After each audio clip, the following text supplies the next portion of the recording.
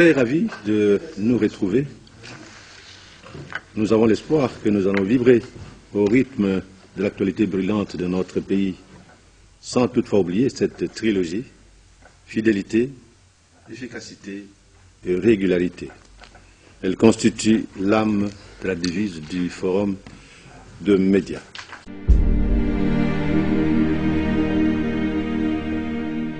Le plateau de ce numéro, comment est-il composé? Allons vite à sa découverte. Qui sont avec nous à droite? Michel Kitoko, leader du club de patriotes congolais, Politeo de formation. En même temps, initiateur de la dynamique politique Pesa Fongo Lambuka.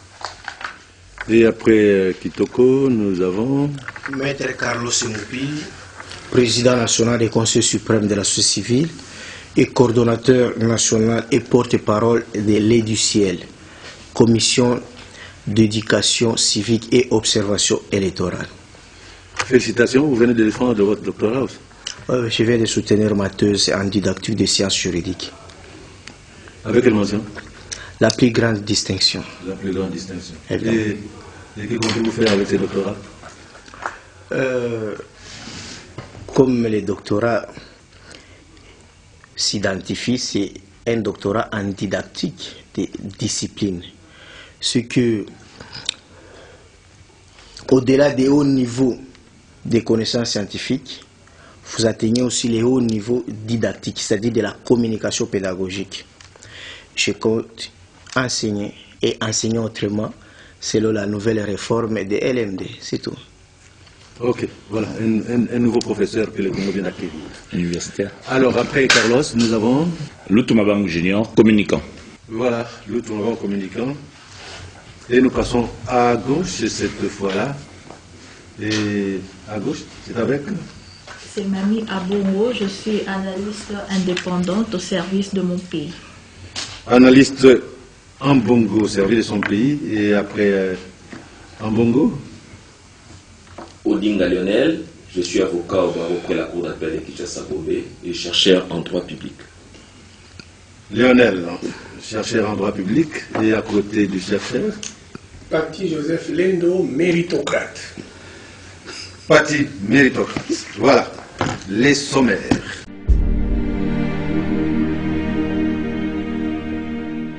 La toute première réunion d'évaluation des forces régionales qui devait se tenir à Goma la semaine dernière n'a pas eu lieu. Espérons qu'elle ne va pas tarder à se tenir, vu l'importance qu'elle revêt. L'enrôlement des enfants en zone 3 circule abondamment dans les réseaux sociaux. Ces images sont bel et bien tournées dans les centres d'enrôlement. C'est avec moi que le monde entier avait suivi le président rwandais Paul Kagame lors d'une conférence de presse qu'il avait tenue au Bénin. Il justifiait son agression contre la République démocratique du Congo, que la République démocratique du Congo aurait occupé une portion du territoire rwandais. Que dire à Kagame lorsqu'il dit que c'est les Congos qui lui doivent la terre que les colonialistes avaient confisquée au royaume du Rwanda? Lionel, chercheur. Ce que Kagame a dit n'a pas sa raison d'être. Et se permettre de dire cela, nous revenons à ce que nous avons l'habitude de dire ici même dans le forum, qui est l'une des grandes émissions intellectuelles, parce que nous réfléchissons à tout moment que nous devons nous organiser.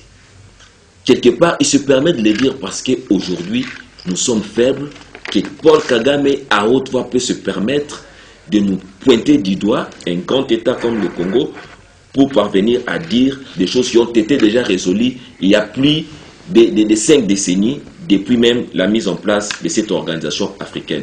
Je pense qu'à cet égard, entre Congolais, nous devons nous regarder les yeux dans les yeux, la grande classe politique, de voir les problèmes de comment pouvons-nous nous organiser pour être respectés. Kagame dire cela, ça révèle un problème de respectabilité parce qu'il n'a pas raison de le dire. Organisons notre État, organisons notre armée pour que ça soit comme une bouche qui a des dents, que l'os ne peut pas se permettre de faire n'importe quoi. Alors, maître Lendo, ces propos de Kagame, c'est à nous faire rire ou à nous faire pleurer? Non, mais à dire vrai, merci Noël. Laissez-moi à mon tour féliciter mon frère Moupili pour son doctorat. Nous aussi prenons la méritocratie lorsque nous nous rendons compte qu'il y a encore des jeunes qui font des sacrifices pour faire éclore la science. Eh bien, nous ne pourrions qu'en être émus et même très flattés. Bravo Moupili, que le bon Dieu puisse vraiment vous arroser de bénédictions. Qu'est-ce que je vais en dire? Aujourd'hui, Kagame, grâce vraiment à la bonté divine, il vient de se démasquer. Il vient de quitter toutes les élucubrations trompeuses pour vous faire voir l'une de ses vraies faces. Et quelle est cette vraie face de Kagame? Kagame vient de montrer en la face du monde qu'il n'a été qu'un personnage fantomastique. C'est-à-dire quoi? Nous avons tous suivi les films de Fantomas. On le poursuit, il change de casquette. Donc Kagame n'est qu'un personnage fantomastique. Même les Occidentaux n'arrivent plus à comprendre. Ah ben je vous l'ai dit, même ses parrains, ils ne comprennent plus. Moi qui vous parle de Noël, je souffrais vraiment, j'ai encore un beau carnet d'adresses. Donc je dis des choses pour lesquelles j'ai la maîtrise. On ne comprend plus. On s'est dit maintenant que Kagame a perdu la tête. Parce que un jeune homme qui a bien suivi l'histoire de la zone centrale d'Afrique, voir un Rwandais demander une terre au Grand Congo. Oh, c'est dire que c'est vraiment de l'illettrisme pur et simple. Et je n'aimerais pas taxer un président d'un pays autre que le nôtre, vraiment d'illettré. Mais tout ce qu'il a dit prêche par une sorte d'illettrisme. Donc Kagame n'a pas connu l'histoire. Kagame n'a rien compris de ce que vient de dire mon frère tantôt là. Il n'a rien compris des instruments juridiques internationaux. Il n'a rien compris. Donc c'est dire, il a été poussé. Et cela me fait dire, comme je l'ai dit à une autre responsabilité politique de ces pays, je comprends maintenant que le président Tshisekedi n'a pas un mandat mais une mission. Et il doit s'assumer par rapport à la mission qui est la sienne. Je suis chrétien, je ne vois que la mission divine. Voilà, avec lui, on commence maintenant à voir Kagame dans ses différentes facettes. Et je me dis que si nous poursuivons jusqu'au bout, Kagame va se dénuder. Il finira par dire même, Bolimbi Sangaï, Nanouagui Nyonso pour la Koko Sabino Congolais. Voilà Noël, ce qu'on peut dire à ces niveaux. D'accord. Alors, Mami Ambongo, ces extravagances de Kagame, ça dénote quoi? Merci beaucoup, M. Noël, pour la parole. Lorsque Kagame commence la guerre, la première justification qu'il avait donnée, il était à la chasse des FDLR, les Interahamwe qui étaient dans notre pays. Et vous verrez, plus tard, il va évoluer. Il dira que le M23 est un mouvement des Congolais. Lui n'a rien à voir là-dedans. Nous évoluons encore. Nous verrons que maintenant, il dit que nous voilà, ce sont les terres rwandaises qu'il doit récupérer au Congo. Comme si un jour il y a eu guerre, nous avons arraché les terres rwandaises. Or, en 1910, il y a eu un deal entre l'Allemagne et la Belgique sur la modification des frontières. Et comme M. Lionel a évoqué tout à l'heure, lors de la signature de la charte de l'OUA, l'Organisation de l'Unité africaine, les pays ont signé et ont dit on ne peut pas modifier les frontières des pays africains. Donc, on doit respecter le principe d'intangibilité des frontières. Et lorsque Kagame dit cela, aujourd'hui, il dit à la face du monde la vraie raison de la guerre. Je l'ai toujours dit ici, le Rwanda cherche à s'accaparer de nos terres. Et vous êtes sans ignorer aujourd'hui ce qui se passe dans notre pays. Au niveau de Madimba, vous avez vu comment la population s'insurge quand on voit des bétails aller vers Madimba. Donc vous voyez comment ce mouvement-là nocif est en train de devenir tentaculaire pour prendre nos terres. Et nous devons faire très attention avec cette déclaration de Kagame. Nous devons maintenant nous préparer. Oui, les déclarations, nous pouvons les faire. Voilà, c'est une provocation. Aucun centimètre de notre pays ne partira. Le Congo ne sera jamais balkanisé. Oui, nous l'affirmons. Maintenant, nous devons être prêts pour la guerre. Nous devons être prêts à attaquer le Rwanda. Parce que le Rwanda dit aujourd'hui que ces terres sont chez nous. Ce qui est faux. Nous n'avons pas de terres rwandaises. Au contraire, nous avons des terres à récupérer au Rwanda. Mais vu maintenant ce principe de tangibilité des frontières, est-ce que nous allons récupérer ces terres-là? C'est ça la grande question. Donc à nous de nous préparer maintenant. Préparer notre armée, préparer nos militaires. S'il faut attaquer le Rwanda, il faut le faire. Ce sont des déclarations à prendre au sérieux. Mais qu'est-ce que nous remarquons? Lorsque M. Kagame fait cette déclaration, moi j'ai regardé la réaction des Congolais. Je m'attendais à ce qu'il y ait afflux dans les rues de Kinshasa. Je m'attendais à ce qu'il y ait afflux à l'intérieur du pays pour dire un non catégorique à Kagame que le Congo n'est pas une terre à céder. Mais j'ai remarqué un calme. C'était plus des politiques et une portion des politiciens seulement qui réagissaient. Mais la population congolaise, on devait attendre la réaction des mamans, la réaction des femmes au niveau de l'Assemblée nationale, la réaction des femmes au niveau des têtes structures, même des politiciens de tous bords réagir. Mais j'ai senti il y a un calme. Qu'est-ce que Kagame peut penser de ça? Il peut dire voilà, je peux encore oser, je peux encore avancer, je peux encore essayer. Or, il devait trouver un non catégorique. Du sommet jusqu'à la base. On lui dit non, niet, le Congo n'est pas une terre à céder. Préparons-nous pour la guerre, préparons-nous pour attaquer le Rwanda. Parce que si nous n'attaquons pas, lui un jour il viendra nous assujettir ici. Alors, Loutou, ces bizarreries de Kagame, en définitive, ça démontre quoi? Bon, moi je crois qu'on est en face de quelqu'un qui est en perte. En perte de vitesse. C'est les derniers soubresauts d'un mourant. Alors, moi, au-delà des considérations d'ordre juridique sur la charte, moi je vais aller encore plus loin d'ordre politique. Pourquoi il va le dire au Bénin? Parce que je pense que toute l'aventure de Kagame depuis 20... C'est pour cesser des appuis, non? Voilà, vous avez tout compris. Tout ce qu'il a fait dans la région du Grand Lac a toujours eu l'appui de l'anglophone.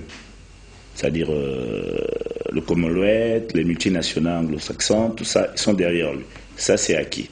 Et on le voit aujourd'hui même avec l'EAC.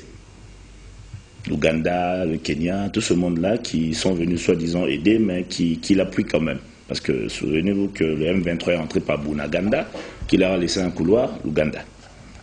Et il a été malin en citant l'Ouganda, à dire oui, les terres que le Congo a pris au Rwanda, ils ont pris aussi au sud ougandais. Donc, il attire les autres aussi vers lui. Donc, c'est une logique qui est implacable. Maintenant, pourquoi le Bénin? Parce que le Bénin, c'est un pays francophone. Et le président Talon a toujours pris Kagame comme un modèle de gestion, de réussite, de je ne sais pas quoi. Bon, chacun plaine comme il veut. Il a même aujourd'hui, il a inauguré un pont à son nom, Paul Kagame. Vous imaginez? En Guinée. Voilà. Donc, c'est un mythe qu'il a essayé de vendre aux jeunes Tutsis pour les impliquer dans la guerre au Congo. Et ce mythe-là, c'est quoi? C'est vous êtes des êtres supérieurs. Conseil clair. Absolument. Voilà, vous êtes des êtres supérieurs. Les Bantous, les Hutus, les Tois, c'est des sous-hommes. Ce qui est en face dans le Grand Kivu vous appartient. On nous l'a pris. Donc toute une génération de jeunes Tutsis aujourd'hui, que ce soit au Rwanda, que ce soit au Congo, réfléchissent comme ça. On appuie ça par quoi? Par les génocides, les différents génocides qu'il y a eu, on ne va pas revenir dessus, mais celui de 1994, où on a culpabilisé les Occidentaux. Avec Bill Clinton et toute sa bande, oui, bon, vous nous avez laissé massacrer, on est un peuple en voie de disparition, un peu comme les Juifs chambre gaz, donc il faut nous aider. Ah bon, on va vous aider comment? Ben oui, nous on a des terres en face et il y a des richesses, on vous les donne, vous nous donnez des terres. Donc, les anglo-saxons le soutiennent, mais côté francophone, ça ne passe pas.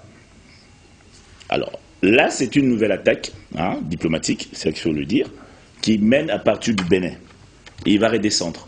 Parce que son ministre, je crois, un de ses ministres des Affaires étrangères, je crois, il a été au Sénégal. Ouais. Oui. Et c'est passé inaperçu, Manu, tu as raison de le souligner. Il l'a dit déjà, c'était déjà un coup d'essai, comme on dit. Ils ont balancé, personne n'a réagi. Ok, on y va. Donc, le président lui-même, il va au Bénin. Et il dit oui, voilà, nous, si on va au Congo, c'est parce que voilà, 550 habitants au kilomètre carré, on est un peu à l'étroit. Toujours Hitler, il faut aller chercher des terres vers la Pologne et tout, parce que l'Allemand blanc aux yeux bleus doit aller plus loin, parce que ce sont ses terres ancestrales et tout ça, machin.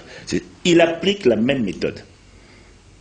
En 96, Bizimungu, le président rwandais, le Hutu utile, parce que quand ils ont envahi le Rwanda, oui, ils ont envahi en venant d'Ouganda, et ils ont pris l'est du Congo, ils ont fait la même méthode, hein, avec l'Afdel aussi, hein, on a mis Musée, donc eux, ils ont mis Bizimungu.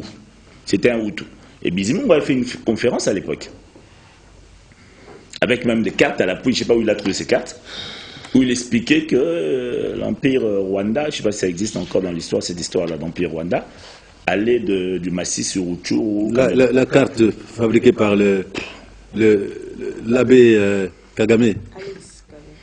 Ce sont des élucubrations fantasmagoriques. Nous qui avons été en Belgique dans les études, on avait des sorties scolaires.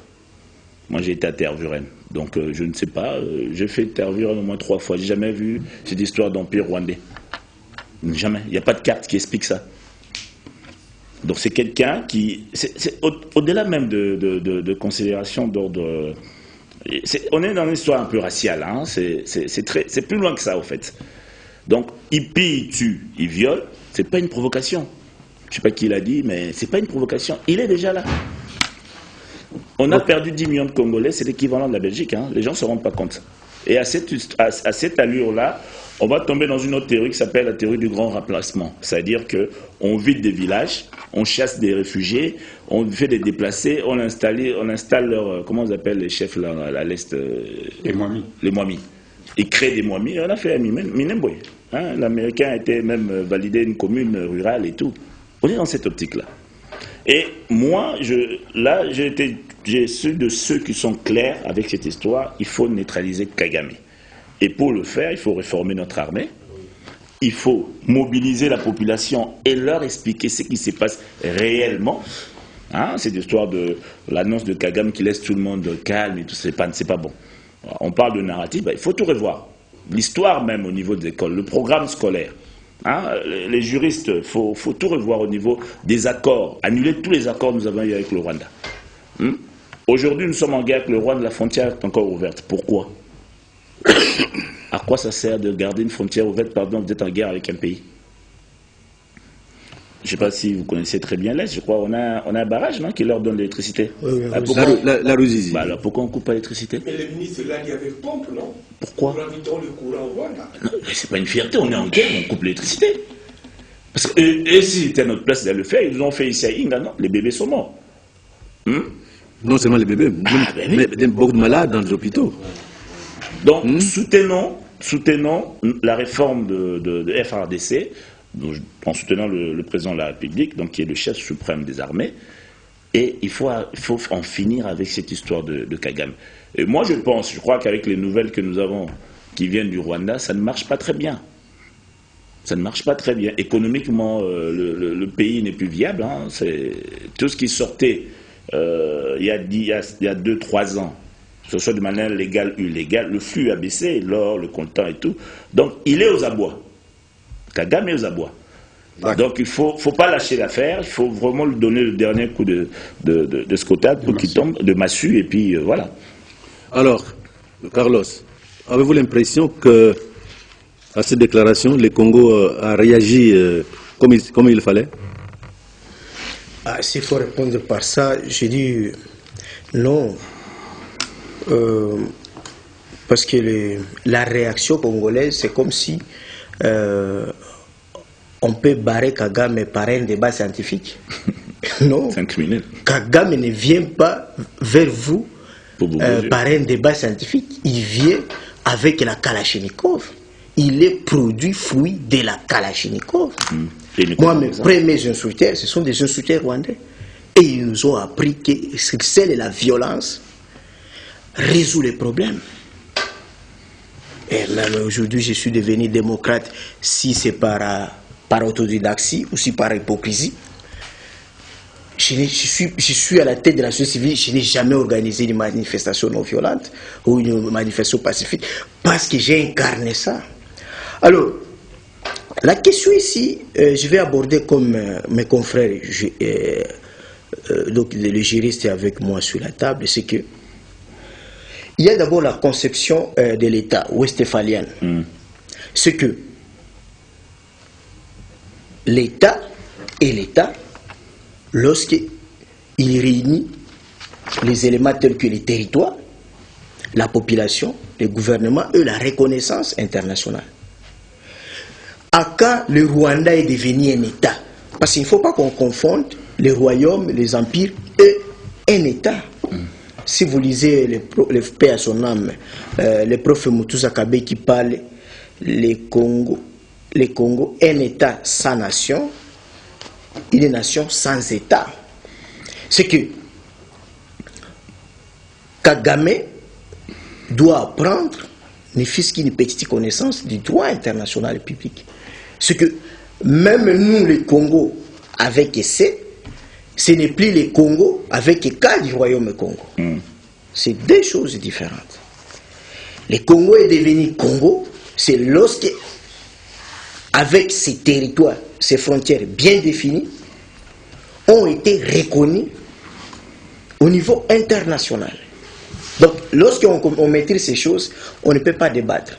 C'est du droit international public. Mais malheureusement, dans toutes les conceptions ou les courants de relations internationales, le droit international public, c'est une conception idéaliste.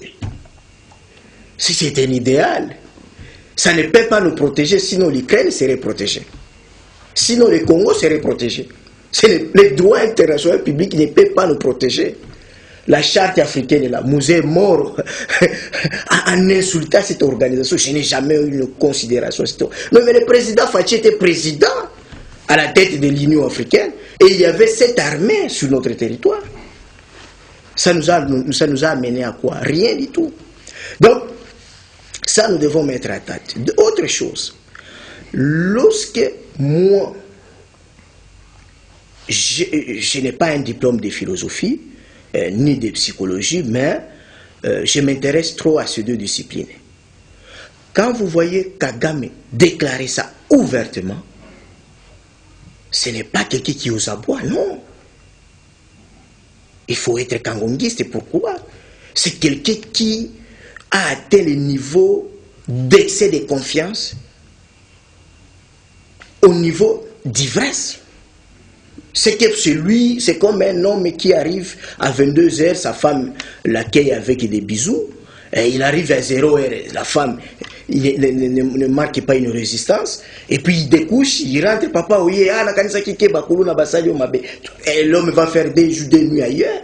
C'est ça Kagame aujourd'hui avec la RDC. Il ne sent pas une résistance. Et c'est comme ça qu'il est en train de progresser. Et c'est une loi de la nature. Une loi de la nature.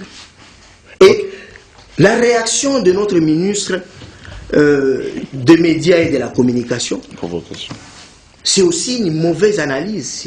Lui, il réagit comme si Kagame est à la face du projet. Non. Le ministre Mouya a contredit le président de la République qui parle de l'agression. L'agression veut dire quoi? Une armée étrangère qui occupe déjà une partie de notre territoire. Alors, comme je suis didacticien des droits, je dirais, une agression, c'est comme un voisin qui occupe 2 chambres de votre maison. Il est déjà là? Il occupe déjà 2 chambres de votre maison et il fait une déclaration ailleurs, dans le quartier, pour dire, les 2 chambres-là m'appartenaient, mais c'est le voisin qui avait construit dans une partie de ma parcelle. Chez moi, oui. Chez moi. Et vous, vous dites non. C'est une provocation. Si c'est une provocation, s'il ose, il verra. Oh. C'est que Kagame occupe déjà ces terres qu'il considère comme des terres rwandaises. Mais il est en quête de la qualification juridique internationale. Comment faire passer ça en droit international public? C'est à ce niveau-là que Kagame se trouve. Kambele, que diriez-vous à Kagame si vous aviez un mot à dire? Non, Kagame est en train de rêver de vous. La semaine passée, j'ai dit ici que pour libérer totalement la mentalité, la psychologie du Congolais, il faut déstructurer le mensonge que les Rwandais ont planté dans ce pays. en appelant chaque chose par son nom. Dans les populations congolaises, disons-le en affirmant clairement qu'il n'y a pas une population qui s'appelle Banyamulenge. Déstructurons ce mensonge-là. Cela ne veut pas dire que notre pays est opposé à ce que des gens se naturalisent congolais. Mais disons la chose. Vous êtes congolais d'origine rwandaise, il n'y a pas de mal. Que le Rwandais n'ait pas honte à s'affirmer rwandais même s'il devient congolais par naturalisation. Mais qu'on ne trompe pas tout un peuple en disant qu'il y a des populations rwandaises qui vivent au Congo depuis des siècles. J'ai dit ça la semaine passée. Commençons par déstructurer ce mensonge-là. Appelons Rwandais. S'il a pris la nationalité congolaise par naturalisation, il est congolo-rwandais. Kagame dit que le Congo a pris une partie de ces terres. Nous n'allons pas le suivre sur ces mensonges. Tout le monde sait qu'il y a une manière d'être rwandaise qui s'appelle Ubwenge. Mon ami doit connaître ça. Le Rwandais vit dans le mensonge perpétuel et permanent. Il propage des mensonges pour tromper la bonne foi de ceux qui ne le connaissent pas. Déstructurons ces mensonges-là. Vous le dites, déstructurons vous dites à Kagame de cesser à continuer à mentir. C'est ça? Et que le Congolais s'éveille contre ces mensonges-là. D'accord. Alors, monsieur Kitoko, que diriez-vous aux Congolais face à cette situation? Nos enfants, nos petits-enfants doivent comprendre comment contrôler à l'est du pays. Tant que nous ne contrôlons pas l'est du pays, les dangers réels est à ce niveau-là. Et au-delà de ça, j'attire l'attention du peuple congolais sur un autre mécanisme que je suis en train de voir qui se trouve sous forme d'une troisième guerre mondiale qui se dessine ici à partir du Congo. Et cette troisième guerre mondiale, dont nous avons les États-Unis qui commencent à intervenir, qui ont déjà intervenu à la Première Guerre mondiale quand ils sont venus chercher l'uranium ici. Et parmi la Seconde Guerre mondiale. Bon, maintenant, la troisième qui va se dessiner, ça se prépare déjà. Toutes les grandes puissances aujourd'hui qui commencent à côtoyer les Congos, dont les États-Unis d'Amérique, parmi le pays pour lequel nous pensions que ce sont les pays qui peuvent nous aider à récupérer cette situation ou à condamner le programme. Mais non, il faut éviter les discours et les actes sur le terrain. Au niveau que Paul Kagame est d'abord informé par l'Ouganda, formé par les États-Unis d'Amérique, veut dire que l'Amérique joue un double jeu sur ce plan. Sur le plan militaire, il est avec le Rwanda. Mais sur le plan des discours comme ça, pour nous haranguer la foule de façon que l'ensemble des pays de l'Afrique soit derrière lui, parce qu'il est en face de la Russie, dont la guerre est menée, il voudrait avoir la majorité des pays de l'Afrique. Et sur ce chapitre, quels sont les actes que l'Amérique peut poser pour enlever ou écarter le Rwanda de ses velléités vis-à-vis du Congo? Rien du tout. Maintenant, le président de la République, quand nous regardons l'ensemble de pays qu'il a dû côtoyer, quel est le pays qui prend ses responsabilités pour dire « moi, je viens aider le Congo », de façon que le Congo retrouve sa grandeur et sa souveraineté internationale? Rien du tout. Parce que tout ce pays-là, il n'y a pas un seul pays, à l'est du pays, qui se décide d'attaquer la force rwandaise ou le M23. La question est si simple. Vous êtes analyste. Qu'est-ce que vous dites aux Congolais qu'ils prennent comme disposition par rapport aux propos? La première disposition à prendre, c'est quoi? C'est de répertorier notre armée nationale. La force maritime, la force terrestre et la force aérienne. Le répertorier est que nous sachions que le minimum de forces armées dont on dispose, on doit les baser où? Ce n'est pas ce que les Belges nous ont laissé, ce qui est capital. Mais non, les Belges nous ont laissé avec un pays tellement grand, la capitale était Kinshasa, il n'y avait pas d'affrontement entre les États. Ça, c'est une réalité. Mais maintenant que nous avons 90% des attaques que le Congo reçoit viennent toujours de l'Est. Vous êtes dans une maison dont vous savez que cette fenêtre, c'est la fenêtre par laquelle le voleur entre toujours. Vous ferez quoi de la fenêtre là? Et c'est ça la question. Alors maintenant, la meilleure façon de faire, c'est de délocaliser l'armée nationale ici. État-major général ne doit pas loger ici à Kinshasa. Mettre les centres de formation à l'est du pays, lieu pour lequel, je peux même dire, le Rwanda commence à convoiter, et les forces rwandaises par l'Ouganda, ils sont déjà dedans. C'est là maintenant la question. Je l'ai toujours dit, ça fait combien d'années j'ai toujours répété que l'état-major général devait quitter Kinshasa et aller là-bas. Aujourd'hui, nous sommes occupés par des forces étrangères qui ne sont pas des Congolais. Ce n'est pas normal. Ouvrons les yeux parce que, au-delà de ça, le jour où on vous dit que la troisième guerre mondiale commence à se déclencher à partir de Kinshasa, je suis en train de me poser des questions. Quel va devenir l'est du pays? Ok. Je ne suis pas expert militaire, mais au moins je sais que tout le monde sait que l'état-major, sa place n'est pas le front. L'état-major est toujours en recul par rapport au front. Donc, si l'Est est le front permanent, nous n'avons pas intérêt à placer notre état-major au front parce que dès que l'ennemi arrive, il prend l'état-major. Donc, tactiquement, ce n'est pas... Mais l'état-major, ce n'est pas là le bon cœur. S'il vous plaît. Hein, l'état-major... Ce n'est pas ça, il n'a pas compris. Je pense qu'il n'a pas compris. J'ai pas encore fini. Non, mais il y a des choses que tu avances que tu n'as pas compris. C'est que je te parle des états-majors ici. Les états-majors dont je suis en train de parler ici, ils sont en lien avec ce que le Congo est devenu réellement. Sur le plan stratégique, dites-moi aujourd'hui, si ce n'est pas à partir de Kinshasa, c'est 2000 km, qu'on est en train de commander avec Orange, Vodacom ou Airtel, qu'on est en train de commander au téléphone l'ensemble des opérations militaires là-bas, vous trouvez ça normal? Les centres de militaires, de formation militaire, comme on est en train de faire dans beaucoup de provinces ici, devaient être basés là-bas. C'est-à-dire, regardez le Rwanda.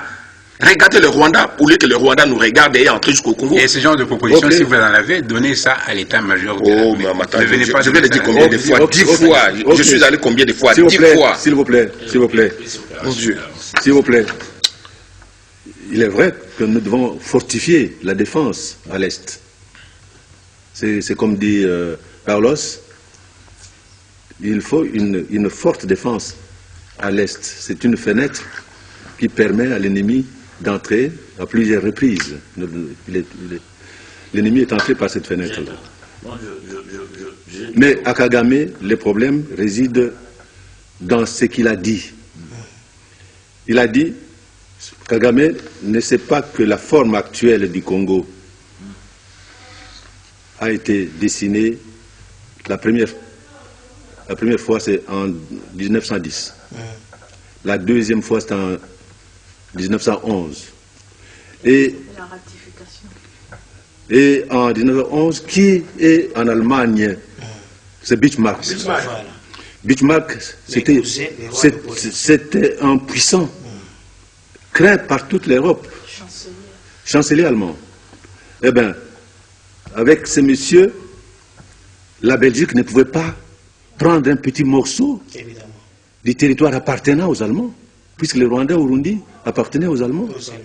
Et l'Ouganda. Donc, on l'a eu qu'après leur défaite à la guerre mondiale. C'est même pas la plus orientale.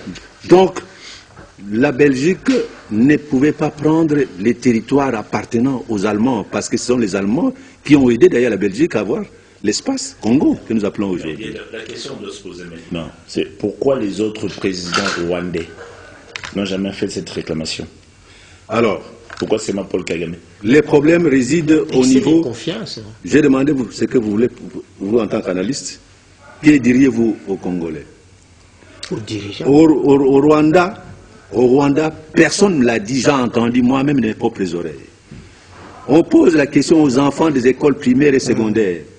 Quel est notre ennemi? Quel est l'ennemi du Rwanda? On dit c'est le Congo. L'ennemi du Rwanda. L'enfant rwandais grandit avec l'esprit que les Congolais, c'est son ennemi. C'est son ennemi. Mais ici, on nous dit le Kagame, c'est notre frère. Oui, mais c'est une théorie. Alors, c'est ce qu'on nous dit ici. Ce que nous devons savoir. Nous ne sommes pas sanguinaires. Ce que nous devons savoir. Kagame, tu as parlé d'Hitler. Oui. Kagame est en train d'imiter Hitler. Mais Hitler est arrivé au pouvoir comment? Par les élections. Ce n'est pas par les élections, c'est par la force, d'abord. Il a renversé Mein Kampf, son livre, Mein Kampf veut dire quoi? Mon combat. Mon combat. C'est les combats qu'il a menés. Je l'ai, ce livre.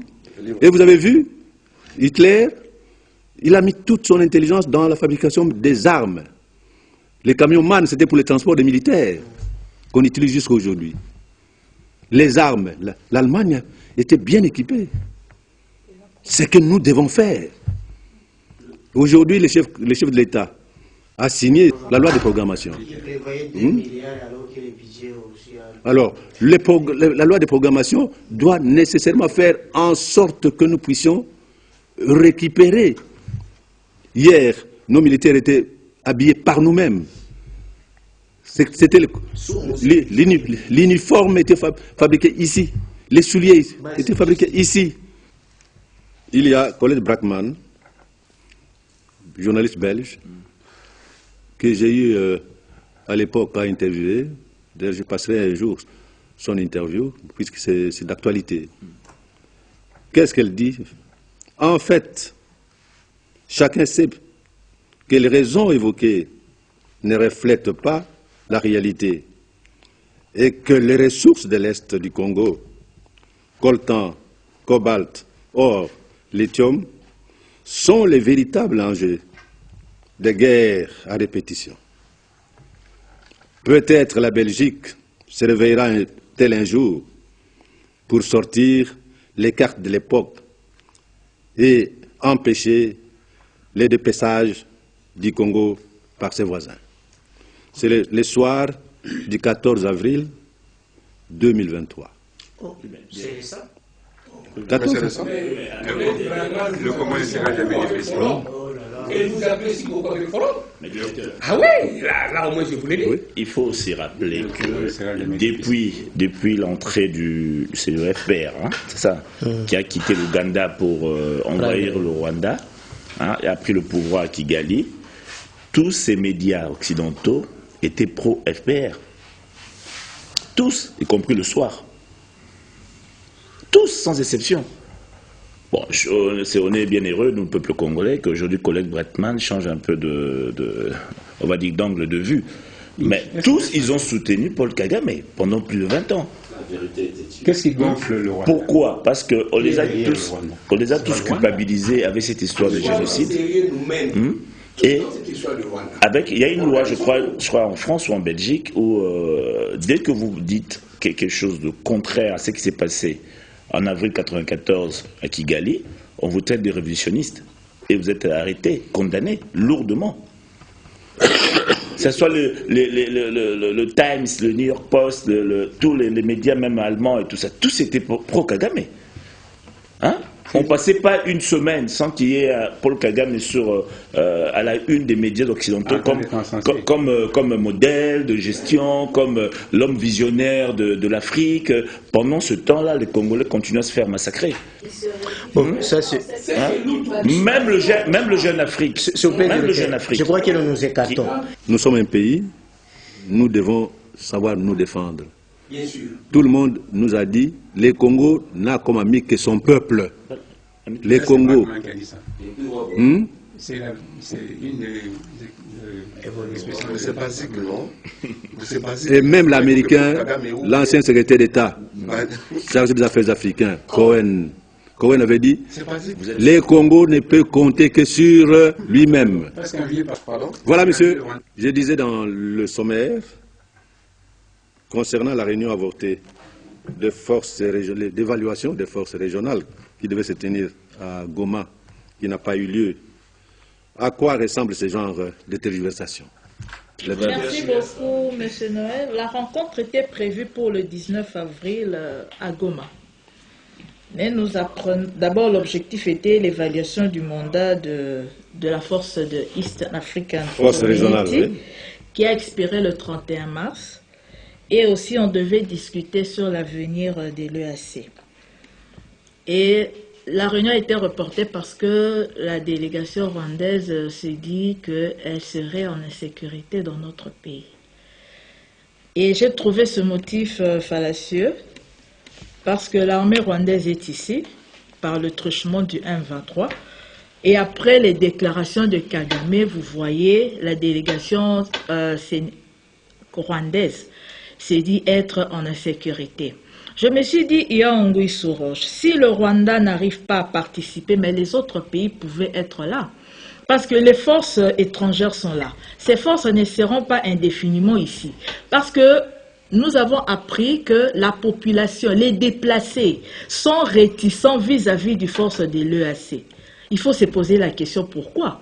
Parce que les déplacés, en plus de voir les forces étrangères sur leur sol, ils veulent que les FARDC viennent immédiatement.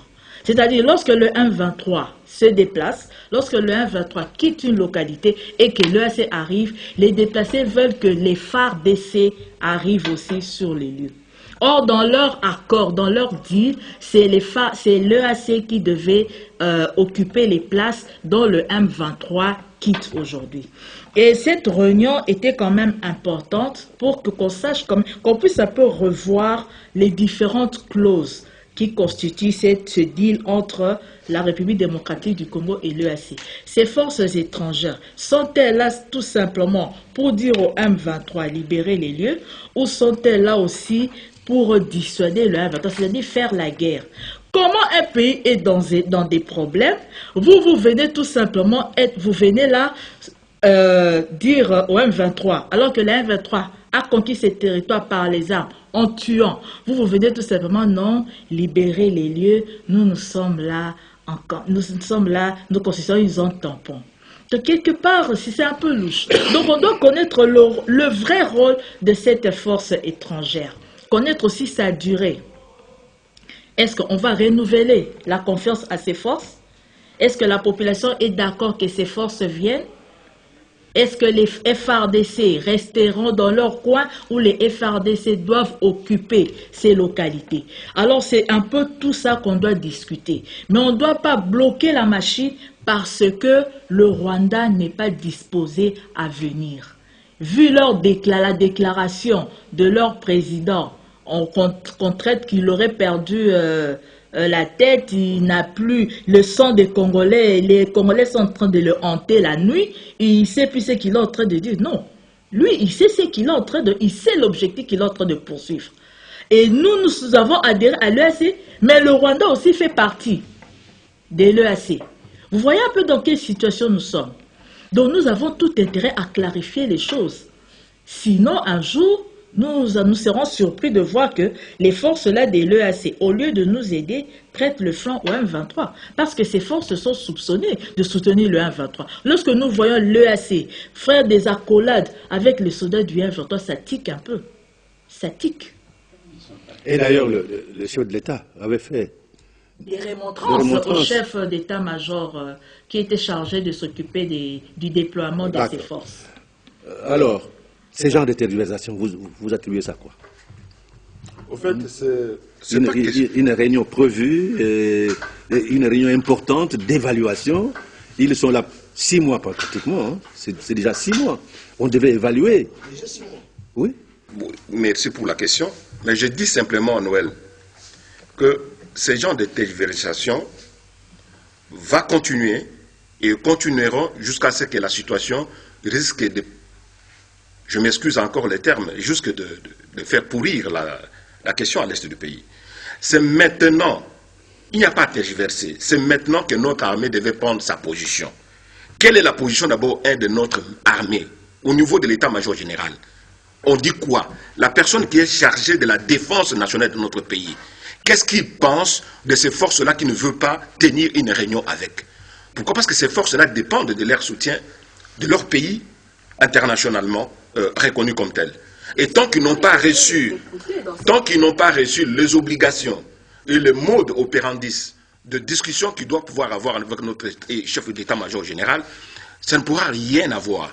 Donc moi, je pense que sur ce plan-là, les ambiguïtés commencent et ces ambiguïtés-là vont continuer jusqu'à ce que la situation puisse se pourrir d'une manière ou d'une autre. Mais Paul Kagame, retenez, non seulement qu'il est Rwanda, président du Rwanda, mais il a des affinités grandies en Ouganda, soutenues par l'Ouganda.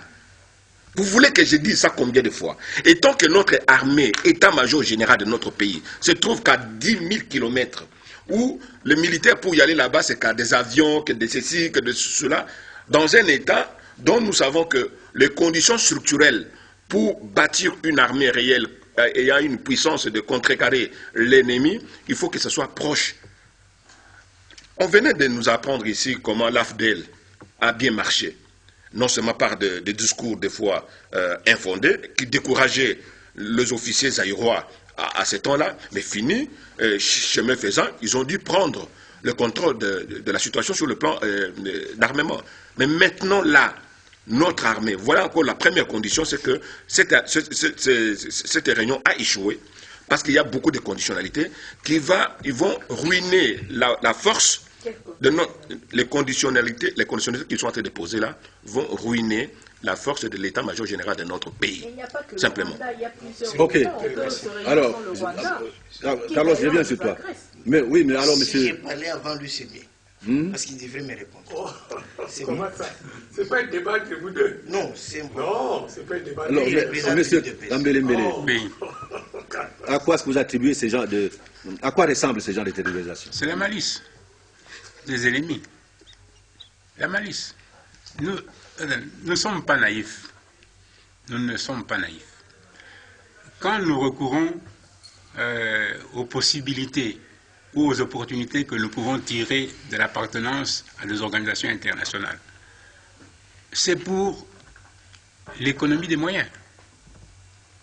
Nous pensons que, avec la condamnation politique, les gens peuvent se gêner de poser certains actes qui vont dans le sens de la réprobation internationale. Mais nous avons affaire à des gens qui utilisent à la fois le mensonge et la malice pour contourner ce qui a été dit. Vous savez que, disons, la date du 31 mars était une date rempart à ne pas franchir sans que les terroristes soient partis des terres congolaises vers leur lieu de cantonnement qui est le fameux mont Savignon et autres. Donc, ces messieurs-là, ces pays-là, usent des subterfuges pour ne pas devoir s'expliquer par rapport à ces délais qui est dépassé. Quand le vice-premier ministre, ministre de la Défense, a demandé à rencontrer les chefs d'état-major de différentes forces sur place, c'était justement pour arriver à poser les faits, de manière à voir qu'ils n'ont pas respecté leur cahier de charges, et qu'à partir de ce moment-là, le gouvernement congolais prend des mesures.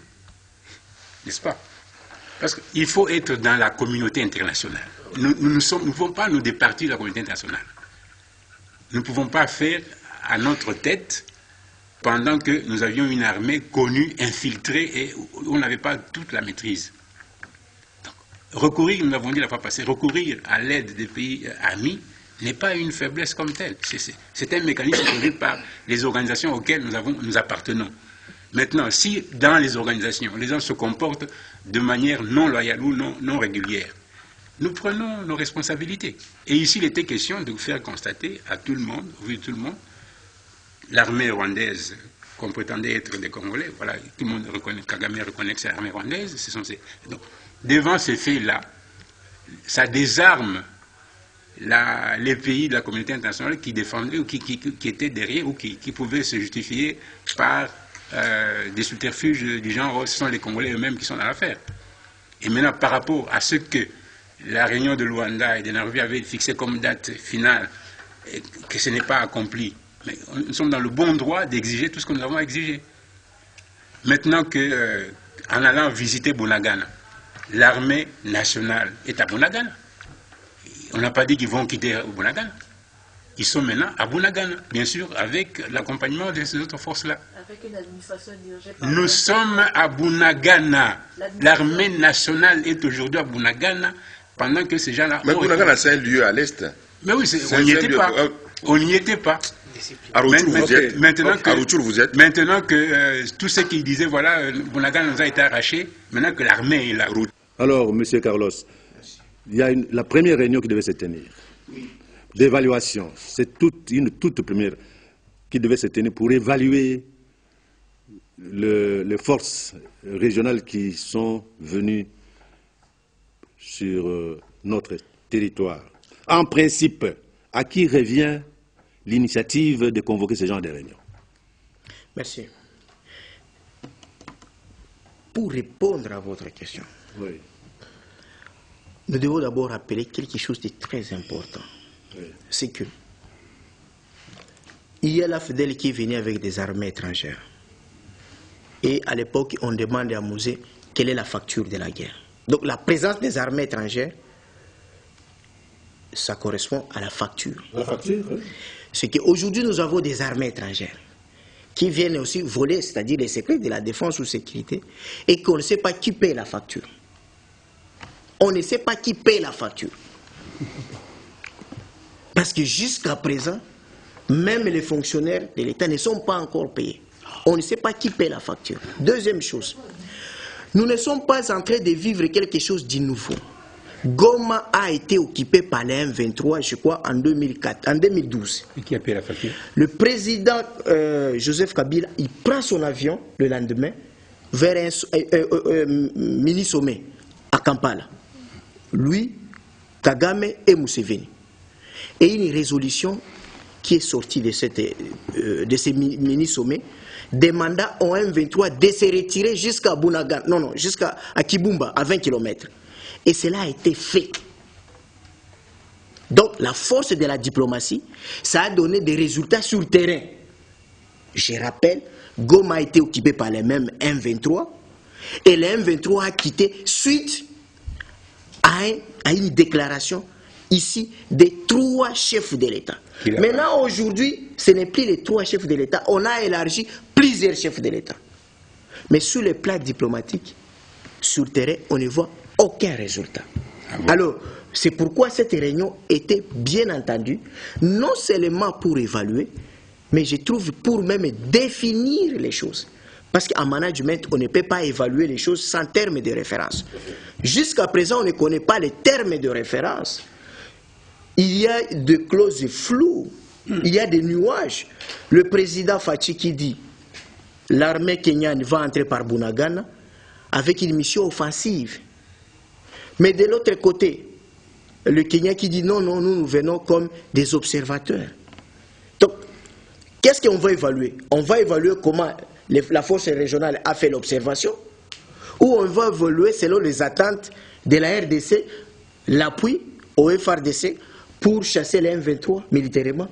C'est ça. Donc, il fallait d'abord qu'on définisse, et c'est là où votre question est capitale et pertinente. C'est comme si vous êtes un chroniqueur militaire. Aujourd'hui, qui coordonne les commandements de toutes ces forces?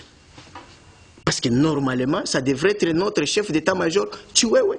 Ce n'est pas le cas. Ou en dehors de lui, on pouvait choisir un autre général congolais. Les accords disent mais, les accords sont clairs à ce sujet, c'est pas le Congo. Moi, je vous dis, à l'époque, lorsque les Zimbabwe étaient ici, okay, nous, on a connu avec la SADC l'appui de la force régionale avec SADC. Il y avait l'armée namibienne, l'armée zimbabwéenne, l'armée angolaise. Mais la coordination des opérations, c'était les forces générales Faustin Mounen à l'époque. Vous avez coordonné quoi? Alors, s'il faut comprendre, c'est dilatoire. Et c'est là où ce qui est important. C'est que, pour ceux qui ont fait la science politique et administrative, ils connaissent ce qu'on appelle la méthode stratégique. C'est-à-dire, vous devez d'abord connaître les acteurs. Qui sont ces acteurs? Ces acteurs sont des anciens généraux venus des révolutions, des rébellions. Et la plupart, majoritairement, sont des anglophones. Ils ont cette solidarité. Si Mouzé a bénéficié de cette solidarité de SADC, c'est parce qu'il avait des amis. Ses anciens amis de la révolution, Mugabe, Dos Santos et de Namibie, Samujoma. Ce sont les amis de Mouzé qui sont venus sous la belle de la SADC pour l'aider. Et maintenant, par rapport à ce contexte aujourd'hui de l'EAC, le président Fachi, il a quel ami? Lui qui vient de l'opposition démocratique. L'Ouganda, le Rwanda. On vous dit très bien que Kagame n'est pas seulement formé, Kagame c'est les compagnons de la révolution de Museveni pour prendre le pouvoir en Ouganda. Et ensuite? Il était patron des renseignements. Tous ces officiers qui sont en Ouganda, ils ont été formés par Kagame. Avec le passeport ougandais. Alors, ça, vous devez maintenir. La Tanzanie, le Kenya. Mais tous ces gens-là, ils sont anglophones. Ils ont des affinités. Et même l'autre ici, Soudan du Sud, encore les rebelles, anglophones, ils sont comme ça, ils font un bloc contre un seul. Donc je crois que c'est des dilatoires et je trouve que cette réunion, il faut qu'on la force pour qu'on définisse les termes de référence et puis que l'évaluation soit trimestrielle. Et s'il n'y a pas de bons résultats, on ne paye plus la facture. Oui, Maître Belendo. Vous dites quoi? En principe, à qui revenait l'initiative de convoquer ce genre de réunion? Non, il est vrai qu'en matière, je dirais, contractuelle, peu importe le droit interne ou le droit international, il revient à l'une ou l'autre partie de demander l'évaluation. Mais néanmoins, Noël, il a été dit ici, le texte de l'EAC. Il faudrait que nous l'ayons, nous tous, pour que nous les lisions à haute voix. Et vous verrez, je l'ai dit sans embâche, plusieurs lacunes que ce texte comporte. Je l'ai dit pourquoi? Pour avoir été pendant plus de 2 ans et demi conseiller aux affaires étrangères. Et nous sommes, en tout cas encore quelque part, le parrain scientifique de l'accord dit de Lusaka. Je vous l'avais déjà dit ici, la version que Lusaka nous a envoyée en anglais, si nous n'avions pas eu recours à des sommités, et c'est moi qui ai fait cette version, à des sommités comme le professeur Boulaboula, que j'ai salué de mon quartier à Pigeon, à des sommités comme le professeur Mpumbalouaba. Mais nous n'aurions pas réussi sous musée. Pour dire quoi, Noël? Encore une fois, les institutions ne portent que la marque des hommes qui le portent. Ça, il faut qu'on se le dise. La diplomatie n'est forte que quand vous disposez de vous-même l'individu d'un carnet d'adresse. Voilà. Ce n'est pas par une ordonnance qu'on vous bombarde. Lionel, ministre des Affaires étrangères, vous devenez grand. Non. Ailleurs, c'est comme ça que ça s'est fait. Pourquoi je l'ai dit? Je me demandais pourquoi le président a recouru à Jean-Pierre Bemba. Je me demandais, sincèrement. Mais,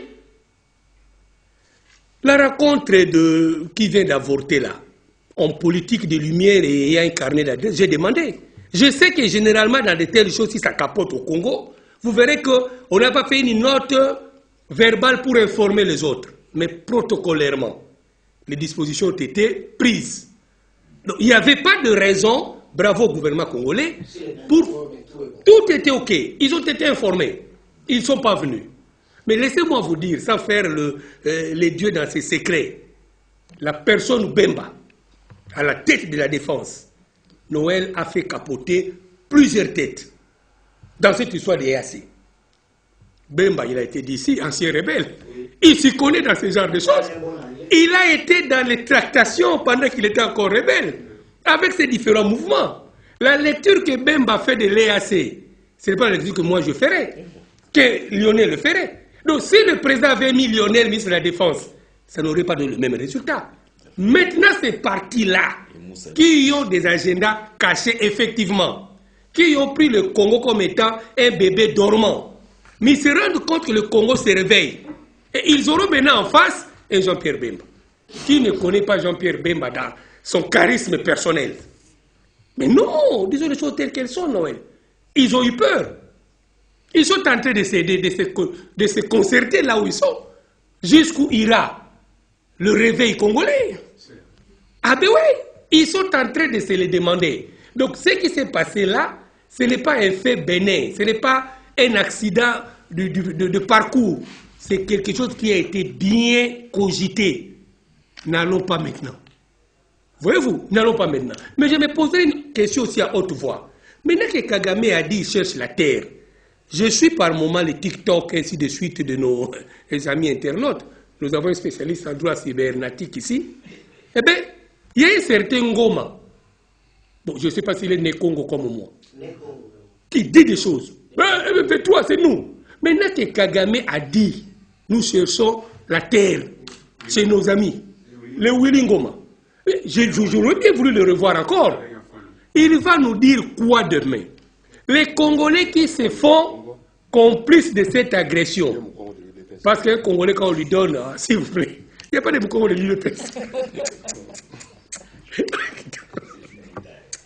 Voilà Noël. Okay. Les Congolais, je vais citer Noël. Les Congolais qui se complaisent pour des petits pains, ils se font ennemis du Congo. Ils vont encore dire quoi? Accompagner ces aventuriers rwandais, ces terroristes, pour qu'ils conquièrent les terres de nos ancêtres. Mais je terminerai en disant une chose. Noël, nous avons un problème sérieux. Le leadership rwandais, ce n'est pas un fait du hasard. Noël, j'étais aux Nations Unies. Les petites filles là qui font qui vous donnent des serviettes, ce sont des Tutsis. Nous avons des Ambongo ici. Nous avons posé les problèmes sous musée. Quelle est la politique congolaise pour placer les nôtres? Nous avons aussi des belles filles, non? Qui sont anglophones, qui sont lysophones, qui sont russophones. Qu'est-ce qu'on en fait? C'est la composante. Quand c'est le ministre X qui est là, on prend toutes les tam-tams, les mbunda, les animateurs de Atala ou des médias, on les envoie dans des choses. Il faut que nous définissions le Congo à 9 pays voisins. Il nous faut une embellie diplomatique en interne et en externe. Commençons à placer aussi le nôtre. Noël, même à l'unité africaine, si vous avez été en Éthiopie, c'est lui qui ou celle qui vient vous remettre les petits mouchoirs, qui vous demande, vous voulez du J, c'est une Rwandaise, une Tutsi. Mais les Moutou sont où? Nous devons rectifier notre administration. Noël, nous devons réformer notre administration. Voyez-vous, des affaires étrangères. Ngambi disait l'autre fois quoi? Ils ont été au ministère de, c'est pas gestion régionale ou coopération régionale. Ngambi vous avait dit, nous quittions au moment où il y avait 25 postes à pouvoir par des Congolais. Maintenant, celui qui vient là-bas, il va s'en occuper. Mais 25 postes à pourvoir au niveau de l'EAC. Il a dit ça l'autre fois ici, non? Il y a des postes pour les Congolais.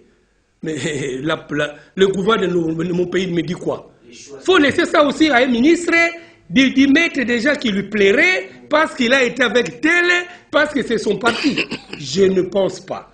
Voilà pourquoi nous demandons aux services aussi de renseignement de faire comme ça se fait ailleurs, dans des questions aussi cruciales, comme la logorée de Kagame, que le service de renseignement commence à dicter une ligne de conduite aux politiciens, aux gouvernants, pour que nous ne recevions plus des positions, des discours, des verbes qui dérangent par moment. C'est comme ça que ça s'est fait ailleurs. Alors, monsieur... Dans 2 minutes, je salue d'abord l'intelligence de la question. Je pense que si nous sommes sérieux, ça ferait la cogitation de nos services de renseignement. Oui. Parce que c'est très très important. Ça me rappelle, pour revenir à la question, à quoi nous pensons à la tergiversation, ça me rappelle la première réunion au Ténika, quand Mobutu était presque saboté par Mouzé. Mouzé a refusé de venir à cette réunion. Au regard de l'importance que revêt cette guerre pour nous les Congolais, voir ce genre de manœuvres, de tergiversations, je pense que ça doit réveiller notre mental, de comprendre où est-ce que nous allons. Une force, là où nous avons mis tous nos espoirs, que ça vient pour mettre la fin, parce que le chef de l'État, avec l'offensive diplomatique qu'il a eu à déployer, nous pensons que c'est l'un des moyens peut-être pour voir les bouts du tunnel. Il y a eu Macron qui était passé, il nous a même promis des 48 heures. Je ne sais pas jusqu'aujourd'hui s'il y a des effets de ces 48 heures que les forces vont laisser partir. Par là, je pense que nous devons avoir des objectifs clairs. Comme l'a dit Ami Ambongo, nous devons avoir un agenda clair sur cette force de l'EAC. Où est-ce que nous voulons aller avec cette force? S'il n'y a pas d'objectif clair, je pense que c'est toujours l'hypocrisie de la communauté internationale qui est le principe et la sincérité qui est l'exception. Et sur ce point, je pense que nous devons aussi réfléchir sur la question des élections. Face à de telles tergiversations des problèmes de la guerre, pourquoi? Juste pour l'effort de guerre, combien ça coûte à notre gouvernement? Il y a des secrets de défense où le ministre des Finances ne veut pas tout dévoiler. Et par ricochet, il y a des problèmes sociaux qui s'imposent, qui sautent aux yeux. Il y a le paye, qui sont actuellement tardifs. Il y a les chantiers routiers qui sont presque glacés. Nous constatons la vie chère et les opposants, ils projettent même une marche pour la vie chère. Mais on oublie qu'il y a des questions très importantes sécuritaires qui est extrêmement budgétivore, qui absorbe l'argent et qui influence même tous les fonctionnements de l'État. Parce que le fonctionnement de l'État, c'est un tout. Et c'est là où on peut même glacer les problèmes des élections, tous les opposants autour du chef de l'État, voir de manière claire ces problèmes de la guerre, où est-ce que nous pouvons arriver. Parce que c'est très important, la moindre négligence en 97, avec des réunions avortées, sommet de Togo à Lomé, pour mettre fin à la guerre de l'AFDEL, avorté, il y a eu Utenika 1 avorté, Kabila est venu sans issue, deuxième Utenika, ça doit nous rappeler tous ces rendez-vous manqués où il y avait la guerre au cœur des enjeux politiques de notre pays. Donc nous devons être conscients de ces problèmes, ça pouvait mal finir. Merci. Alors, Junior. Moi, je pense que avec cette histoire de l'EAC, on l'a dit ici plusieurs fois, c'est, comme disait Sarkozy, la poudre de la pupelle. Voilà. Ça veut dire qu'on nous fait perdre du temps. Et on en perd beaucoup. En perdant du temps, on perd de l'argent. Vous venez dans une année d'évaluation où il ne se présente pas, tirer les conséquences. Et pour moi, les conséquences, c'est quoi? La RDC va vivre sur le temps. Au-delà de l'action militaire sur le terrain, l'action diplomatique, on doit dire sur le temps. Mon grand frère ici l'a dit, diplomatiquement, les services de renseignement doivent nous dire aujourd'hui quels sont les éléments de langage que les politiciens, le peuple congolais doit tenir maintenant. Parfait. Quels sont les éléments de langage? Les programmes. Ce n'est pas une provocation. Ils sont là. Ils avancent. Ils évoluent dans l'ombre comme au jour. Il faut faire face. Ils ne sont pas venus. Le président nigérien, je crois, qui est venu une fois pour Obasanjo. Obasanjo, oui. Oui, je crois que c'était pour le CNDP. Je me rappelle de cette phrase-là. En sortant de la réunion avec Kunda, il dit, mais pour danser le tango, il faut être à deux. Oui. Le Congo danse avec qui? Et pas d'excuses. C'est terrible. Pas d'excuses. Alors, lorsqu'on a monté cette histoire de l'armée, des armées EAC qui devaient venir sur le terrain, le Congo avait bien dit qu'ils ne veulent pas le Rwandais. Tout le monde était d'accord. On a même viré le commandement rwandais qui était à Goma, qui faisait partie de cette force-là, qu'ils ont traversée. Alors, je suis surpris d'apprendre que c'est une des raisons pour annuler la réunion, que les Rwandais ne viennent pas parce qu'ils sont en insécurité. Ils vont venir faire quoi? On n'en voulait pas dès le départ. Dans une force où ils ne sont pas désirables, ils ne sont pas invités. Ils ne sont pas partie prenante. Alors, qu'est-ce qui fait que maintenant, dans une réunion d'évaluation, on exige leur présence? Et son absence. Vous voyez qu'il y a quelque chose qui ne va pas. Ça entraîne l'absence des autres. Les autres. Vous l'avez bien souligné ici, le lien, le Rwanda avec l'Ouganda, voilà, tous ces anglophones-là, permettez-moi l'expression, nous baladent. Et on doit le comprendre maintenant. Durcir les temps sur le plan militaire et sur le plan diplomatique. Et moi, j'ai donné quelques solutions ici à proposer au président de la République. Voilà. C'est-à-dire que, montrons que c'est fini la rigolade. On ferme les frontières avec le Rwanda. On coupe l'électricité avec Ruzizi. Et on martèle matin, midi, soir qu'on ne va pas négocier avec les M23 parce que c'est une force, pas une force négative. C'était des supplétifs de l'armée rwandaise et ils sont des terroristes. On ne peut pas se retrouver autour d'une... Est-ce qu'on a demandé aux Américains de s'asseoir à Ben Laden? Ou bien les Rwandais avec les FDLR? Non. Et on doit annuler tous les accords que nous avons eu avec le Rwanda. CPGL, CRJL, tout ce qu'il y a qu'on a eu avec le Rwanda, on les annule. C'est un signal fort. D'ailleurs, c'est pour répondre à ce que Kagame a dit au Bénin. Et on s'organise autrement. Qu'est-ce que vous dites, le président Ruto, quand il était ici, au palais de la Nation? Ruto. Le Kenya. Il a dit quoi, le Kenya? Il avait dit que les forces kenyanes, c'est pour une force offensive. Mais sur le terrain, les choses sont différentes. Et vous l'avez vu la vidéo avec le président, avec le chef d'état-major. Il était là, le président kenyan, lorsque le président de la République a rappelé le chef d'état-major à l'ordre kenyan. Il était là. Et il bougeait la tête. Il bougeait la tête. Il a caissé ce que le président dit. Voilà. Il était là. C'est vrai que pour moi, en tant que Congolais, c'était une séquence assez dure de voir mon président à son niveau, de parler au chef d'état-major comme ça. Bon, ça c'est un truc que Chio peut faire, ou ministre de la Défense. Mais la question a été posée clairement devant les caméras. Et qu'est-ce que le président kenyan a répondu? Rien. Ils ne veulent pas venir parce qu'ils savent ce que les Congolais vont leur dire. Voilà ce qu'on a constaté sur le terrain, vous ne faites pas le job. Soit vous êtes avec nous, soit vous n'êtes pas avec nous, vous partez. Okay. Voilà, c'est une fuite en avant, c'est tout. Ok.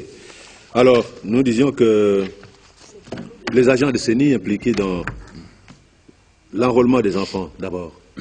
L'enrôlement des enfants par la CENI. Y a-t-il des conséquences fâcheuses? Là. Oui. Oui, Carlos. Merci beaucoup. Bon, c'est une question... je parle comme expert électoral. Je n'engage pas toutes les diciels parce que je suis le patron de la société civile électorale et que mes paroles sont sacrées. Oui. Moi, si j'ai dit le processus est biaisé, la communauté internationale va prendre ça en compte. Alors ici, je ne vais pas parler sous ces labels, je vais parler comme expert électoral pour expliquer, laisser les autres rebondir. C'est-à-dire, cette pratique d'enrôler les enfants mineurs, d'enrôler même les étrangers, c'est une pratique qui commence depuis 2005 avec la CI. Et c'était dans le sens, dans le but d'avoir plusieurs sièges dans une circonscription électorale. Et ça s'est fait sous format d'un réseau. Ce que les politiciens de ces coins, opposition majorité, société civile s'attendent avec la CENI et leurs services de sécurité. Que nous devons fermer les yeux, enrôler les enfants, enrôler même les vaches, enrôler les Rwandais pour obtenir autant de sièges. Et souvent, c'est toujours, vous verrez que, par exemple, je donne l'exemple, en 2005-2006, la ville comme Businga, la cité de Businga, qui a eu même au-delà de 5 sièges, parce que seulement la ressortissante de Businga était vice-présidente de la CENI. Et lorsque on amène les fichiers au niveau des traitements, il y a des consignes. On laisse les doublons, j'ai oublié aussi, pas seulement le mineur, on laisse même les gens s'enrôler 7-12 fois. Et lors des traitements des fichiers, on ne traite pas les fichiers de tel coin. C'est ce qui fait que lorsque vous avez des réalités, des statistiques proches au recensement, telles que la santé donne, et les statistiques de l'enrôlement, c'est vraiment la nuit et le jour. Nous étions en 2018 au Sankourou. Là encore, c'est catastrophique. Parce que nous, on donne la formation sur l'observation, les observateurs et les témoins. Et il y avait quelque chose à donner, mais il faut avoir la carte de l'électeur. Mais on a vu des enfants de 10 ans, de 11 ans, avec des cartes de l'électeur. Un Sankourou. À Lusambo. Donc, ça, c'est une organisation. Je me suis renseigné, on m'a dit c'est une organisation locale. Donc, c'est ça, ce n'est pas qu'une pratique nouvelle. Mais le grand problème, c'est que... Quelles sont les conséquences? Les conséquences, c'est la tricherie. C'est que vous verrez toujours les circoncisions, sauf Nanga ne l'a pas fait. Nanga n'a pas favorisé la circoncision où il est originaire. Mais vous verrez qu'il y a des provinces, pas des provinces, il y a des territoires qui ont 7 sièges. Et vous vous posez la question, mais ces petits territoires, comment ils ont 7 sièges? Alors, que faut-il faire des agents CENI impliqués dans ce genre de dossiers? Moi, je crois que c'est le parquet qui devrait faire vraiment bien son travail, parce que c'est tout un réseau. J'ai dit qu'il faut démanteler les réseaux jusqu'au niveau du bureau de la CENI. Et vous trouverez même les politiciens. Malheureusement aussi, ce sont des politiciens qui sont des ministres, qui sont des députés, ils ont des immunités, ils ont des privilèges des juridictions. Alors, les juristes que vous êtes, vous diriez quoi? Que faut-il faire des agents CENI impliqués dans ce genre de dossiers et que faut-il faire aux commanditaires? C'est Maître Lendo. Non, mais Noël, il est vrai que nous n'allons pas encourager l'improbité. Nous n'allons pas encourager l'incivisme. Mais la loi électorale renferme déjà une série de pénalités, non, par rapport à tel fait, ainsi de suite, que je n'ai pas ici en tête. Mais néanmoins, il faudrait sévir sévèrement de tels cas.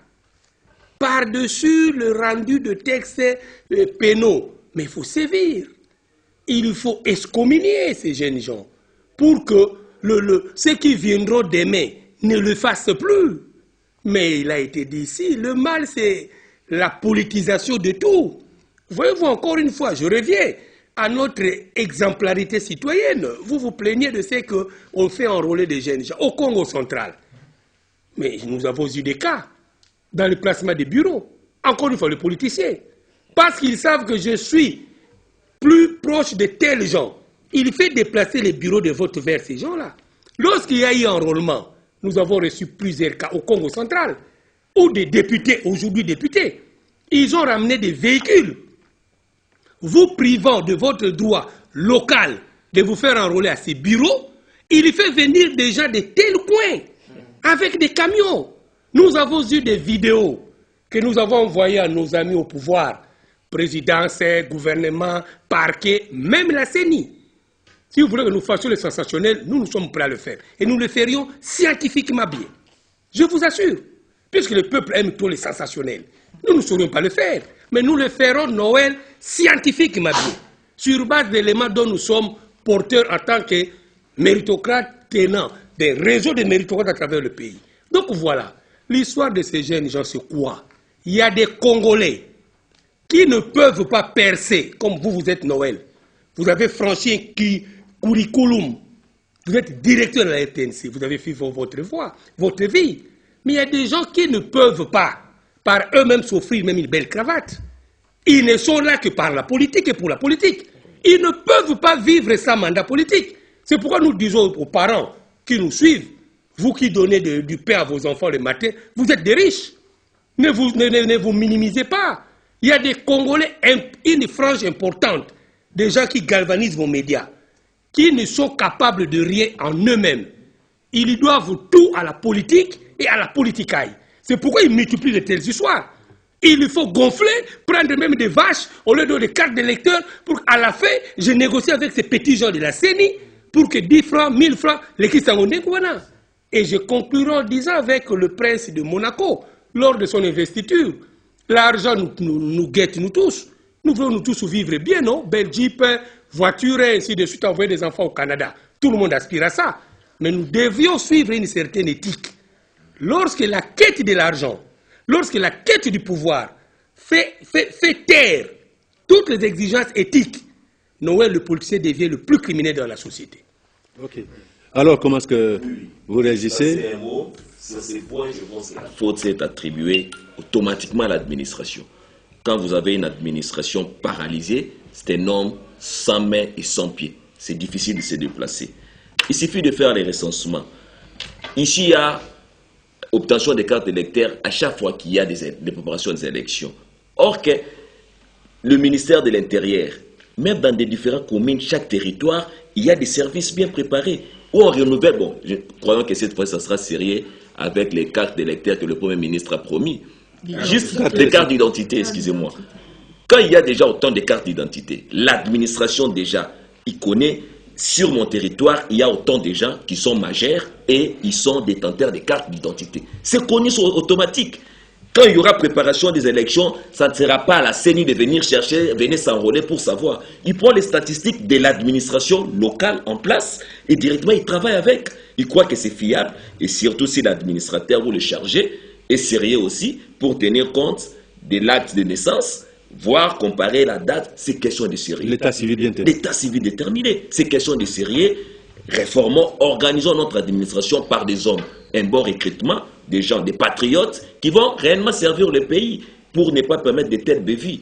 Donc, en un mot, directeur Noël, faute à l'administration. Organisons notre administration et nous ne connaîtrons pas de telles bévues. Et dans tous les domaines, dans tous les domaines. Ok. Madame, rapidement. Merci beaucoup, Monsieur Noël. Je serai bref.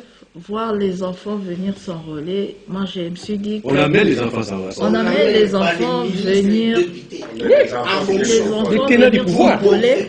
Je me suis posé la question. Peut-être on n'a pas la popularité. On veut se servir de ces enfants-là pour que ces enfants soient des électeurs. Or, un enfant ne peut pas aller élire, vu qu'il est mineur. Donc c'est une des organisations et la CENI devait sévir. Comment? Quand il y aura toilettage du fichier, parce qu'il y a eu enrôlement, on dit que voilà les données de la CENI seront transférées à l'ONIP pour qu'on puisse faire des cartes d'identité. Lorsque la CENI va faire le toilettage du fichier, qu'on puisse élaguer ces enfants-là. Qu'est-ce que nous n'avons pas vu? Un individu qui va chercher la carte d'électeur, il amène toute une marmaille de personnes et après il sort là, voilà, j'ai ma carte. Il croit que ces gens-là, le jour de la campagne ou le jour des élections, ces gens-là iront le voter. Il fait une très grave erreur. Il est en train de gaspiller son argent. Donc les enfants ne sont pas des... Vous vous servez des enfants pour faire voir aux gens que vous êtes populaire. Or, les enfants n'iront pas voter. Donc, à la CENI de faire le toilettage... Non, non, non, les enfants ne peuvent pas aller voter. Non, non, non, les enfants ne votent pas, monsieur. Nous avons déjà connu 3 cycles électoraux, monsieur. Moi, je suis allé voter, je n'ai pas vu les enfants aller voter. Ce sont les adultes qui votent. Évidemment. Et faire enrôler les enfants, ça, c'est une déviation. On ne peut pas tolérer ce genre de pratique. La motivation politique est en dehors de ça. C'est-à-dire que lorsque dans une circonscription, on a un siège, on a moins de chances d'être élu. Et qu'est-ce qu'ils font? Ils s'attendent pour faire enrôler les enfants, pour laisser les gens faire les doublons. Comme ça, on aura 5 sièges. Lorsqu'on a 5 sièges, on a la chance d'être élu. Elle est apolitique. Elle organise les élections. Laissez la CENI faire son travail. Et donc, lorsque vous laissez les enfants venir prendre les cartes d'électeurs, où allons-nous avec ce genre de pratique? Les enfants ne voteront pas. Donc, c'est à la CENI de faire le toilettage. Si ce sont les politiciens qui encouragent ce genre de pratique, à la CENI de faire le toilettage et laguer ses enfants. Comme ça, nous aurons un fichier au moins propre. Monsieur... une minute. Hein. Oui, juste pour dire que les images qui circulent ou que les gens détiendraient, à partir de ces images, on peut arriver à remonter à leur source pour que, maintenant même qu'on a fait une loi sur le numérique et autres, si on peut arriver à identifier les personnes qui entraînent les enfants, qui sont sur ces images, on peut remonter à ça. Et puis, tout ce qu'on a connu comme dénonciation de machines volées, ou ainsi de suite, mais qu'on en fasse des cas qui sont à suivre, de manière à ce qu'on arrive à une conclusion. Qu'est-ce que réellement on a pu faire, ou est-ce qu'on a mis la main sur les fausses cartes, ou bien que quoi ça soit poursuivi, quoi. Qu'on ne laisse pas ça dans la nature comme ça, sans suite. Alors, Junior? Moi, je suis plus sur le côté protection de l'enfance. Hein. On amène des enfants pour aller se faire enrôler, c'est une forme de violence quand même. On les exploite. Donc, je crois que de ce côté-là, le procureur peut se saisir déjà de ce dossier-là, vu qu'il y a des images, il y a quelques éléments, hein, parce que la loi quand même a été violée. Et au niveau de la CENI, bon, comme l'a dit Mamie, attendons le toilettage du fichier électoral. Denis Kazadi m'avait dit qu'il n'y aura pas de doublons. Il va rester dans l'exigence de la loi par rapport à l'enrôlement des enfants et tout. Bah, faisons-lui confiance, attendons. Mais les éléments sont là. Je crois que l'office du procureur peut déjà, l'officier du procureur peut déjà se saisir ce dossier pour frapper si, comme on dit encore, la méritocratie, les gens sont sérieux. Parce qu'il s'agit quand même des enfants. Il ne faut pas qu'on l'oublie. Hein. Le droit de l'enfant, la protection de l'enfance, tout ça, il faut prendre ça très au sérieux. Oui. Ok. Nous avions promis la semaine passée que nous allions parler de la non-protection des consommateurs congolais et surtout quinois, où le prix indicateur n'existe plus. Chacun fait ce qu'il veut, surtout dans les transports en commun. Le matin, les chauffeurs demandent un prix, à midi, un autre prix, le soir, c'est un autre prix. Le gouvernement provincial a sorti la tarification de la tarification des transports en commun ici à Kinshasa, mais personne ne respecte. Mais l'arrêté n'a pas réduit les motos, non? Ça fait aussi partie des transports en commun.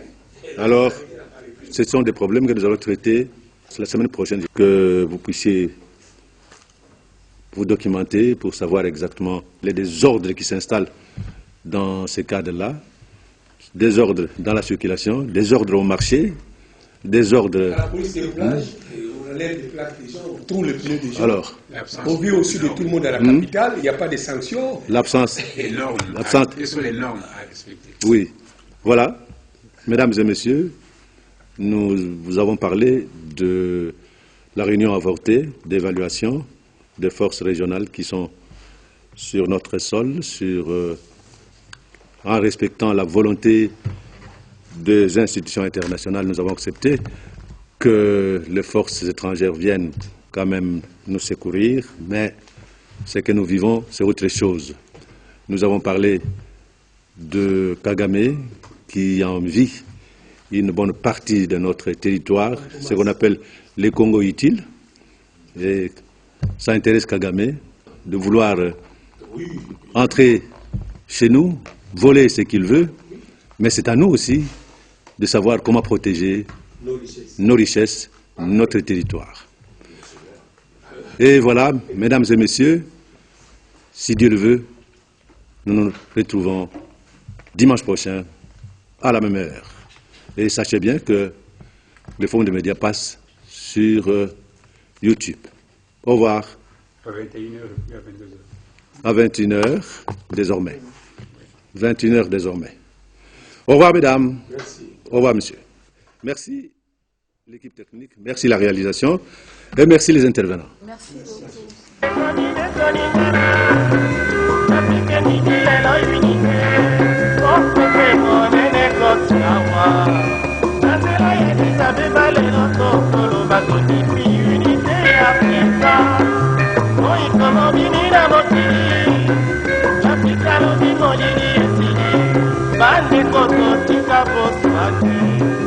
Naboyo kani bodi sona tebo, kuti baba yesa unité.